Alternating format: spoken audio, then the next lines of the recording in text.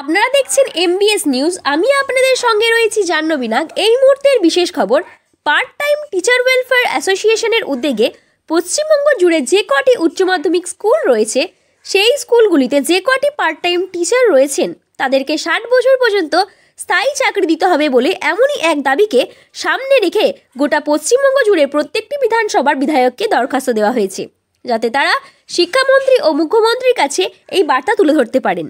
তেমনি আজ আনুমানিক সকাল 9:30 নাগাদ পূর্ব বর্ধমান জেলার পূর্বস্থলী 2 নম্বর ব্লকে পূর্বস্থলীর উত্তর বিধানসভার বিধায়ক তপন চট্টোপাধ্যায়ের কাছে একটি স্মারকলিপি জমা দিলেন।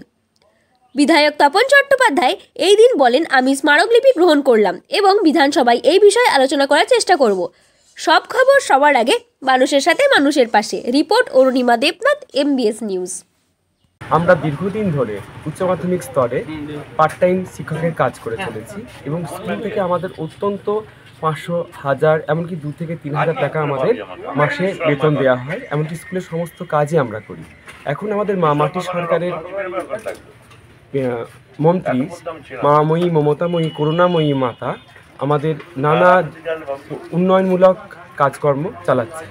আমরা চাইছি আমাদের মমতাময়ী মা যদি আমাদের কল্যাণমুখী কিছু সরকারি আওতায় নিয়ে আসে এবং 60 বছর সুনিশ্চিতকরণের কাজের ব্যাপারে দয়া করে, তাহলে আমরা খুব উপকৃত হই। নমস্কার। আজ বিধায়কের থেকে কি আশ্বাস পেলেন? বিধায়কের কাছে আশ্বস্ত পেলাম। বিধায়ক বিধানসভা যে চলছে, শীতকালীন বিধানসভা যে চলছে, উনি শীতকালীন বিধানসভায় এই বিষয়টি নিয়ে আলোচনা করবেন এবং আমাদের সুরাহার আশ্বাস দিয়েছেন। কর্মীরা আপনার কাছে একটা দরখাস্ত দিল, সেটা বিষয়ে কি বলবেন?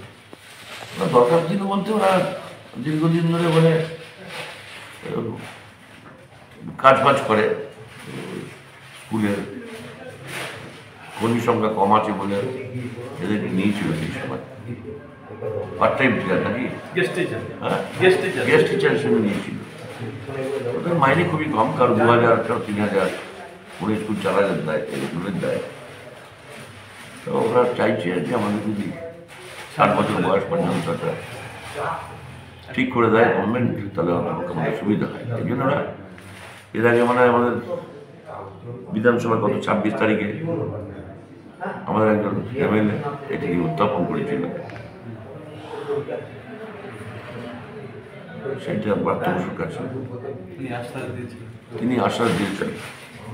এরাও পার্থ বসুকে একটা চিঠি দিল, সিএমকেও দিল। আমাদের সিএম মহানবীর কাছে তিনি নিশ্চয়ই ব্যাপারটা পুনর্বিবেচনা করবেন, এটুকুই বলতে পারি। তাই আমাকে দিতেন, আমি চিঠি পৌঁছে দেবো, এটুকু বলতে।